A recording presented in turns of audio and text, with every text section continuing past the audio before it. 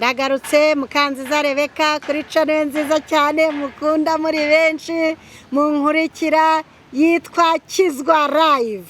Mbazaniye icyigisho cyiza cyane kizabafasha mu buzima bwacu bwa buri munsi, mu buzima bwanyu bwa buri munsi. Gifite umutwe uvuga ngo mbese wabuze ibanga ryinshi mu gusenga no kwizera Imana. Gusenga no kwizera Imana byari Yeriko yakubereye umusozi muremure. Reka tubanze dusenge. Mwami w'abami turagushimye, tugushimiye ko watukize ku isi kandi ukaturema udukunze ubihererwa icyubahiro. Tugiye kwiga icyigisho kivuga ukuntu gusenga no kukwizera byari turi imisozi miremire. Umwuka wera atwuzure kandi yumvikanisha iki cyigisho uko bikwiriye mu izina rya Yesu, amen. Mbese wabuze ibanga ryinshi mu gusenga ndetse no kwizera Imana.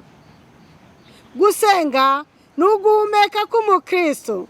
Umuntu iyo adahumeka aba ari intumbi, nta buzima aba afite.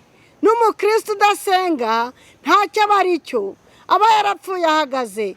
Kwizera Imana no gusenga ni intwaro karundura zamenagura ibitero byinshi bya Satani. Ndabatura indirimbo ya 89, ariko mbere yaho reka mbabwire amasomo yibanziriza. Muri Zaburi 55 umurongo wa 16 kugeza 17 haragira hati: ngewe nzambaza Imana, Uwiteka azankiza. Nimugoroba na mu gitondo no ku manywa y'ihangu nzajya niganyira niha nawe azumva ijwi ryanjye. Umuhimbyi w'indirimbo ya 89 iboneka mu gitabo cyo guhimbaza Imana cy'Itorero ry'Abadiventisi umunsi wa 7, hari indirimbo ivuga ngo gihe cyiza cyo gusenga kintarura mu mpagarara ngo nigira hodatari muganyira ibyo nkenye byose mu bihe by'umubabaro nabonye ibimumuriza sindubuka ntabwo umwanzi mu bihe byiza byo gusenga. Igihe twavukaga twisanze mu isi y'ibibazo, umwijima, imisozi y'ibigeragezo, impagarara. Twisanze mu bukene, twisanze mu maganya, twisanze mu mubabaro. Rimwe na rimwe hari n'igihe twisanga mu mayira abiri twabuze icyo gukora, tukabura n'icyo tureka. Rimwe na rimwe turashoberwa tukagerageza uko dushoboye ngo tuyivane bikanga. Impagarara zitubuza gukomeza inzira. Rwose none se n'iki kizatubashisha gukomeza urwo rugendo rw'ibyiringiro maze bikadushoboza gutsinda imiraba n'imihangayiko? Nta kindi cyadushoboza kuba mu isi tunezerewe tumwenyura n'ibihe byiza byo gusenga. Haleluya! Ibihe byiza byo gusenga nicyo gisubizo kizadutarura mu mpagarara tukagera kuri Data wa twese tukamubwira ibyo dukeneye byose. Binyuze mu bihe byiza byo gusenga twicuza ibyaha maze imibereho yacu tukayitura ku birenge bya Yesu. Binyuze mu isengesho tubona ihumure tukabasha gutsinda ubukana bw'umwanzi. Niho kandi tumenyera ko Imana yacu idahemuka, ko ahubwo yifuza kudukiza no kudusesekazaho imbabazi zayo. Abafilipi igice cyaho cya 4 umurongo wa 6 kugeza 7 turabona aya magambo: ntimukagire icyo mwiganyira, ahubwo ibyo mushaka byose bimenywe n'Imana, mubisabiye mubyingingiye mushima. Nuko rero amahoro y'Imana ahebuje rwose y'umuntu yamenya azarindira imitima yanyu n'ibyo mwibwira muri Yesu Kristo. indirimbo ya 89 yitwa Gihe Cyiza Cyo Gusenga, yanditswe n'umuntu wari ufite ubumuga bwo kutabona. Yari afite agaduka kanzugunya, yacongeragamo amahembe y'inzovu, ariko nubwo yari afite ako kuduka kanzugunya, yakoraga n'umurimo w'Imana. Yafataga Bibiliya mu mutwe maze agahora amwenyura. Abazaga iwe yababwiraga ineza y'Imana mu buzima bwe. Gihe Cyiza Cyo Gusenga ni isengesho rya William Waterford wavutse mu cya 772 kugeza mu cya 850. Ni umugabo wari ufite ubumuga bwo kutabona, wari umubwiriza w'umukorerabushake, wari ufite akaduka gato acongeragamo amahembe y'inyamaswa bashyiraga mu nkweto cyangwa se bayakoragamo ibintu by'umurimbo mu gace ka Orchid mu Bwongereza gaherereye hafi y'umujyi wa Birmingham. Nubwo William Waterford yari afite ubwo bumuga, ntago yigeze aheranwa n'agahinda.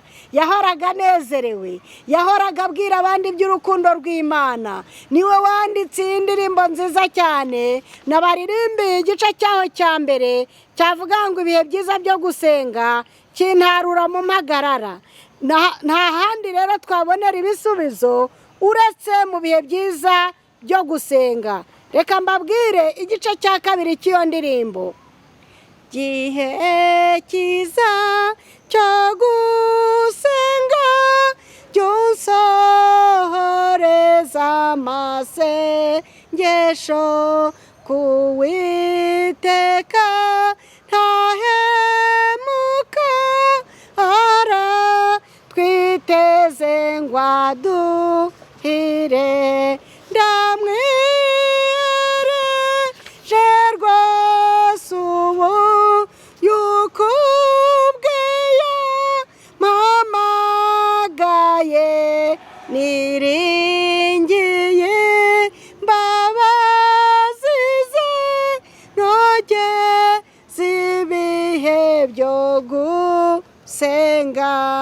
Ibihe byiza byo gusenga bizatuma tubasha gukomera ku munsi mubi. Ibihe byiza byo kwihererana n'Imana bizatuma dutsinda ibitero byose by'umwanzi. Ibihe byiza byo kwihererana na Data wa twese mwiza, tuzagomororerwa imigomoro y'ububiko bwo mu ijuru kubera gusabana na Data wa twese mwiza. Niyo mpamvu nabazaniye icyigisho cyiza cyane kivuga ngo waba uzi ibanga ryinshi mu gusenga no kwizera Imana. Yesu yarabivuze mu gitabo cya Matayo igice cya 26 guhera ku murongo wa 41 kugeza 42. Yesu umwami wanjye, Yesu umwami wawe yavuze aya magambo agira ati, mube maso musenge mutajya mu moshya. Umutima ni ukunze ariko umubiri ufite intege nkeya. Yongera kugenda ubwa kabiri arasenga ati, Data, niba bishoboka ko iki gikombe kindenga keretse nyinywereyeho, ibyo ushaka aba ari byo biba. Aha ni muri ka gashyamba ka Gitsemani. Umwami wanjye, umwami wawe, igihe yabiraga ibyuya bivanze n'amaraso, asengana umubabaro mu gashyamba ka Gitsemani kugira ngo tubashe kubabarirwa ibyaha, kugira ngo tubashe kwihana bishoboke. ni ukubera inkwano y'umwami wanjye, amaraso ya Yesu Kristo yatwogejeho ibyaha. Ku musaraba rero ashyiraho kashe ngo birarangiye, umuntu aracunguwe. Mu gihe ari mu gashyamba ka Gitsemani yasenze, arongera arasenga, abira ibyuya bivanzemo n'amaraso. Yasabaga Data kugira ngo amwoherereze ubutabazi. Nawe mu gihe ugoswe n'ibitero by'umwanzi bitandukanye, tabaza Data, ntuzacike intege, uzabe maso usenge, wongere usenge, wongere usenge. Imana izagushyigikira, Imana izakwamurura ibikurushya, uzahavana intsinzi. Urwandiko rwa mbere rwa Petero igice cyaho cya 5 umurongo wa 7 kugeza 9 turahabwirwa aya magambo ngo, muyikoreze amaganya yanyu yose yita kuri mwe, mwirinde ibisindisha, mube maso kuko umurezi wanyu Satani azerera nk'intare yivuga ashaka uwaconshomera. Mumurwanye mushikamye kandi mufite kwizera gukomeye, muzi yuko bene Data bari mu isi muhuje imibabaro. Rero Petero yaranditse ngo twikoreze amaganya yacu yose Uwiteka, kuko Imana yita kuri twe. Turwanye Satani dushikamye kandi azaduhunga, kandi tumurwanye rwose dushikamye, nawe Satani azaduhunga. Matayo igice cyaho cya 7 umurongo wa 7 kugeza 12 hari amagambo umwami wanjye Yesu Kristo yavuze. Yaravuze ngo musabe muzahabwa, mushake muzabona, mukomange ku rugi muzakingurirwa, kuko umuntu wese usaba ahabwa, n'ushatse abona. Mbese muri mwari umuntu umwana we yasaba umutsima akamuha ibuye, cyangwa yamusaba ifi akamuha inzoka? Yesu arakomeza agira ati, ko muri babi kandi mukaba muzi guha abana banyu ibyiza, so mu ijuru ntazarushaho kuha ibyiza ababisabye? Nuko rero ibyo mushaka ko abantu babagirira byose, namwe muba ari byo mubagirira. Igihe turimo gisaba kuba maso no gusenga, bimwe Yesu yasabye abigishwa mu gashyamba ka Getsemane, ariko bakanga bagasinzira. Natwe rero Yesu aradusaba kuba maso, twe gusinzira, kandi ari igihe cyo gukanguka, kuko ibitero bya Satani ku buzima bwacu byariyongereye. Niyo mpamvu Yesu agitanga itangazo avuga ngo mube maso, musenge, mutajya mu moshya. Tuzirikane ibi bintu bikurikira. Igihe dusenga tuba tugaragariza Imana ko ari itubeshejeho mu buryo bwuzuye, kandi tukayirekera umudendezo wo kwinjira mu mibereho yacu ikadutabara. Uko turushaho gusenga niko turushaho kwigaragariza ko ari itubeshejeho muri byose. Igihe dusenga, Mwuka wayo Muziranenge ategura imitima yacu kwakira ibintu byinshi bituruka ku Mana. Uko turushaho gusenga niko turushaho kwemerera Mwuka Muziranenge kubamba ibyifuzo bya kamere yacu. Mu ntambara ikomeye iri hagati y'icyiza n'ikibi, amasengesho yacu ashoboza Imana kurushaho gukora ibitangaza bikomeye mu mibereho yacu. Iyo dusenga tuba turi kubwira Imana ngo karibu mu mibereho yanjye, ngwino uyobore, ngwino uganze, kandi ngwino utegeke. Izina ry'Imana yacu rihabwa icyubahiro. Reka mbabaze bantu munkurikiye, mbese ndamutse mbabwiye yuko hari urufunguzo rwavuye mu ijuru rugeze umuntu ku ntsinzi mu buzima no mu murimo, mwajya kurushaka? Yego, nanjye najya kurushaka. Mbese ndamutse mbabwiye yuko urwo rufunguzo rurusha agaciro ubukungu bw'abategetsi n'abami, mwakwifuza kurugira? Yego, nanjye nakwifuza kurugira. Mbese byagenda mbite ndamutse mbabwiye yuko urwo rufunguzo rwafungura isi nshya y'ubugingo n'ubushobozi butagira iherezo? Mbese mwabitega amatwi? Yego, nanjye nabitega amatwi. Igitangaje rero, urwo rufunguzo rwavuye mu ijuru ruri mu biganza byacu. Mu by'ukuri rwabaye mu biganza byacu uhereye mu itangiriro. Ikibazo ni iki? Mu gihe turuvugaho kenshi, benshi muri twe ntibari batahura imbaraga zatwo. Nta kindi ni isengesho no kwizera. Ibyo byakora iby'imbaraga z'umwana w'umuntu badatekereza. Bantu munkurikiye, uzabigerageze, ugirire icyizere Imana, ugumye kuyiringira kandi usenga ubudasiba, haba amasengesho yo mu mutima, yaba amasengesho yo mu rwiherero, yaba amasengesho yo mu muryango, yaba amasengesho yo mu ruhame. Uzabona ukuntu Imana ivugana nawe, uzabona ukuntu Imana ikwegera kurusha imyenda wambaye. Uzatangarira urufunguzo Imana yaduhaye katanga ka mbere rwitwa isengesho, rufungura ububiko bwose bw'ijuru, ukavanamo ibyo ukeneye. Ntabwo wakagombye kuba umukene, kuko dufite Imana ifite byose mu biganza. Reka turebe rero igitekerezo cy'umuntu bita Alexandre Logra. Alexandre mukuru, abantu mwize histoire, twaramwize, reka tumuvugaho gakeya muri iyi nkuru yanjye. Uyu muntu yarindwanye kandi Imana yamuhaga intsinzi.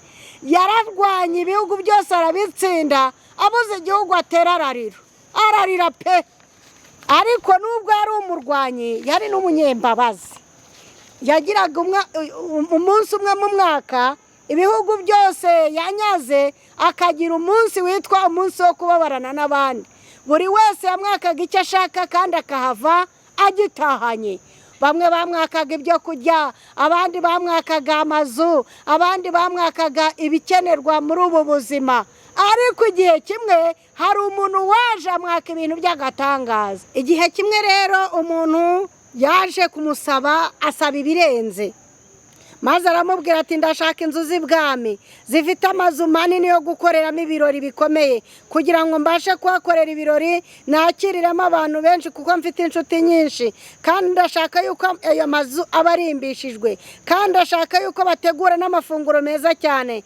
Nyamara umusemuzi w'umwami yarongeye amuca mu ijambo kuko yari yarushijeho kurakara, maze aravuga ati ibyo si ndi bubisaba umwami, iki ni ikintu kidashoboka mu byo nigeze numvisha amatwi yanjye. Nyamara igihe barimo baharira umwami Alexander abonye ko batari kumvikana, maze abaza umusemuzi we ati mbese uwo muntu arifuza iki? Yaragera amwongora ngo arashaka inzu z'ibwami, arashaka abakozi bamutekera, arashaka na sitoke y'ibintu byinshi, ngo arashaka isare nini azajya yakiriramo abantu. Ngo uyu muntu ibyo avuze rwose wagira ngo ararwaye. Abandi bakaga mitiweri, abandi bakaga imyenda, abandi bakaga minervari z'abana, ariko uyu ibintu asabye ntabwo nzi nimba afite ikibazo. Umwami Alexandre Rogra yaramurebye, aramwenyura, aravuga ati ibyo usabye urabihawe. Umusemuzi yagize ubwoba ngo byashoboka bite ko icyo kintu nigeze nyumvisha amatwi yanjye. Umwami aramwenyura, Alexandre mukuru aramubwira ati ibyo abandi bantu bose basabye abantu babarusha ubushobozi babibakorera, ariko ikintu uriya we yasabye ni njye mwami njyenyine wakibakorera.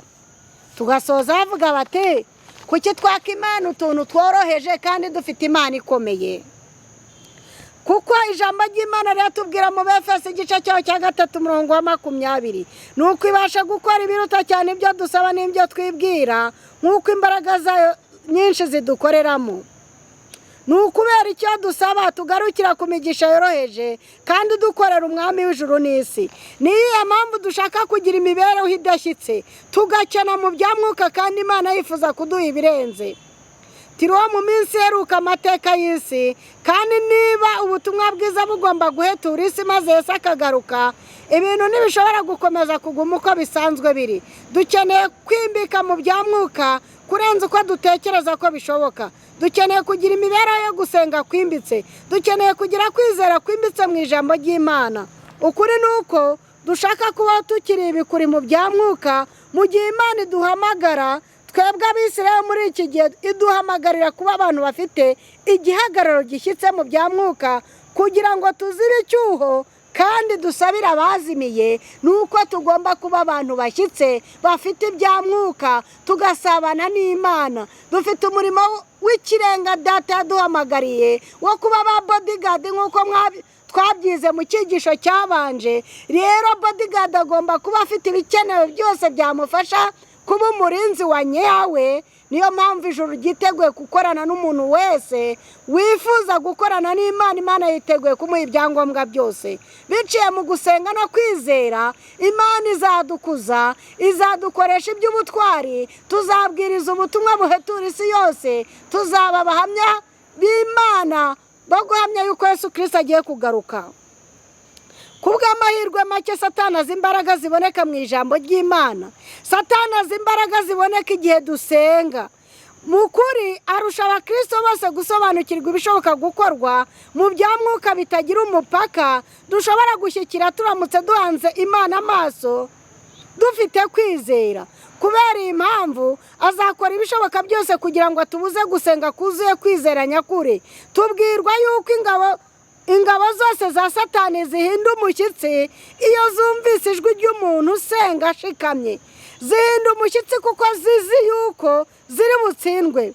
Kubera urwango Satani yanga ijambo ry'Imana n'amasengesho nyayo ashimikiriye, yashyizeho inzira nyinshi z'ibinyoma zitera urujijo kugira ngo arwanye ijambo ry'Imana, kandi koko yabashije kugera ku ntego. Satani azibanga ryihishe mu gusenga no kwizera Imana. Niyo mpamvu adutera guhuga, tukirirwa mu kazi tukaza twananiwe, tukirirwa mu mirimo mu rugo tukarangiza twananiwe. Satani aturusha kumenya ibanga ryihishe mu kwiringira Imana ndetse no mu gusenga. Iyo dutangiye gusobanukirwa n'uburyo Imana dukorera ikomeye, dushobora gusubiramo amagambo Dawidi yavuze atangaye agira ati iyo nitegereje umurimo w'intoki zawe n'ukwezi n'inyenyeri ibyo waremye, umuntu ni iki kumwibuka Mana, cyangwa umwana w'umuntu kumugenderera? Biri muri Zaburi igice cyaho cya 8 umurongo wa 3 kugeza 4. Umuntu ni iki Mana kumwitaho? Umuntu ni iki Mana kumugenderera? Birakomeye gusobanukirwa Imana yacu yaremye ijuru ikoresheje imbaraga zayo, nyamara Imana yacu iratuzirikana, ntabwo itwibuka gusa, ahubwo yaranaturemye iradutuma ibinyujije mu muhamagaro ukomeye.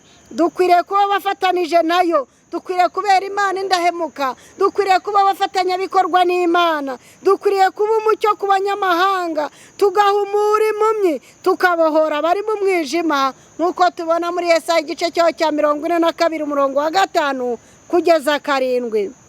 Iyo turebye mu ijambo ry'Imana tubona ingero z'abagabo n'abagore baranzwe n'imibereho isenga. Muri bo twabona Enoki yagendanye n'Imana imyaka 300, Imana iramwimura, yagize imibereho isenga yo kwiringira Imana ndetse yanejeje Imana. Iyo turebye imibereho ya Nowa yaranzwe no kumvira Imana no kugendana nayo, kandi aba ni abagabo b'intwari baranzwe no kwizera Imana. Iyo turebye imibereho ya Daniel wari umwana w'imfubyi wajyanywe i Babuloni ari umunyagana, ariko agashikama ku byanditswe byera, agashikama ku Mana.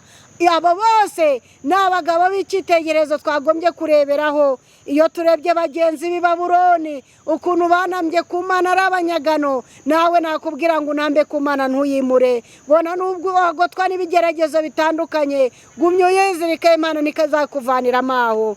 Iyo turebye Esiteri wari umwana w'imfubyi warezwe na se wabo Morodekayi, ukuntu yagumye kwiringira Imana ndetse Imana ikamukoresha agakiza Abayuda. Abo bose bakoresheje ibanga ryo kwizera Imana no gusenga. Imana yabakoresheje ibikomeye. Izi ni ingero z'abagabo n'abagore rero babaye indahemuka ku Mana, barangwa no kwizera Imana ndetse barangwa no gusenga. Iyo turebye imibereho ya Yesu hano ku isi yarangwaga no gusenga, tubona ukuntu hirirwa agakiza abarwayi, akigisha, agakesha ijoro asenga. Ibyo byose byanditswe mu ijambo ry'Imana kugira ngo natwe abasore n'imperuka y'ibihe tubigireho, tumenye aho imbaraga zituruka. Imbaraga zituruka ku mavi hari ibanga. Iyo wabanye n'Imana uzahavana imbaraga zose. Abaheburayo igice cyaho cya 12 umurongo wa 1 haragira ati, nuko natwe ubwo tugoswe n'igicu cy'abahamya bangana batyo, twiyambura ibituremerera byose n'icyaha kibasha kutwizingiraho vuba, dusiganirwaho dutegekwa twihanganye. Uyu urebye Abaheburayo igice cyaho cya 13 umurongo wa 7 kugeza 8 haragira hati, mwibuka bayoboraga kera, mwibuka babayoboraga kera bakababwira ijambo ry'Imana, muzirikane iherezo ry'ingeso zabo, mwigane kwizera nk'ukwabo. Yesu Kristo uko yari ari ejo n'uyu munsi niko ari, kandi niko azahoraho iteka ryose. Soza turareba mu Filipi igice cyaho cya 4 umurongo wa 6 kugeza 7 haravuga hati, ntimukagire icyo mwiganyira, ahubwo ibyo mushaka byose bimenywe n'Imana, mubusabiye, mubyingingiye kandi mushima. Nuko amahoro y'Imana yabuje rwose y'umuntu yamenya, azarindira imitima yanyu n'ibyo mwibwira muri Kristo Yesu umwami wacu. Hari umumaro w'abakorera Imana. Ijambo ry'Imana avangwa abakorera Imana baramutse bakwiye ku isi, kandi umwuka w'Imana agakurwa mu bantu, iyi si yahinduka umusaka n'umwirare, ari izo mbuto z'ubugome bwa Satani. Nubwo abagome batabizi, burya imigisha isi ibona ni ukubera abantu b'Imana bari ku isi. Abantu b'Imana ni abantu b'umumaro. Turasenga Imana igatabara, ibyago bikaburirwamo, igihugu kigatabarwa biciye mu gusenga. Imbaraga za Satani zirakumirwa biciye mu gusenga. Hari ibitero bya Satani biburizwamo. Bantu b'Imana mwahisemo gukorera Imana, murashinganye, mugumye mukomeze mutere imbere, kandi Imana iri kumwe namwe, ntizabahana, ntizabasiga, oya izabana namwe. Niyo yavuze ngo musabe muzahabwa, mushake muzabona, mukomange ku rugi muzakingurirwa. Rero abantu b'Imana ni umugisha ku isi, abantu b'Imana muri umugisha, n'abandi batarinjira mu rugaga rw'abana b'Imana ngo tumenye ibanga ryo kwizera Imana ndetse no gusenga. Uyu mwanya ndabahamagara mu izina rya Yesu Kristo kugira ngo mwiyunge n'Imana, muze hari imbaraga mu maraso ya Yesu, biciye mu gusenga no kwizera Imana. Imana izabagirira neza, izababera igisubizo cya byose, kandi Imana yacu izatumara umubabaro wacu wose. Imana itubashije kuyiringira no kuyigirira icyizere, kandi dusenga ubudasiba, kandi dusabane n'ijuru ryose. Mu izina rya Yesu tubyambaje, amena. Dusenga Imana. Mwami w'abami, turagushimye, uhabwe icyubahiro. Tukwatse impano yo kukwizera ndetse ukaduha na bombe yitwa isengesho. Utubashe kurwanisha izo ntwaro kuko arizo wanesheje Satani, kandi kubwo gusenga no kwiringira Data twese waranesheje. Intsinzi yawe ni iyacu. Utubashishe kukwiringira ibihe byose mu izina rya Yesu, amena.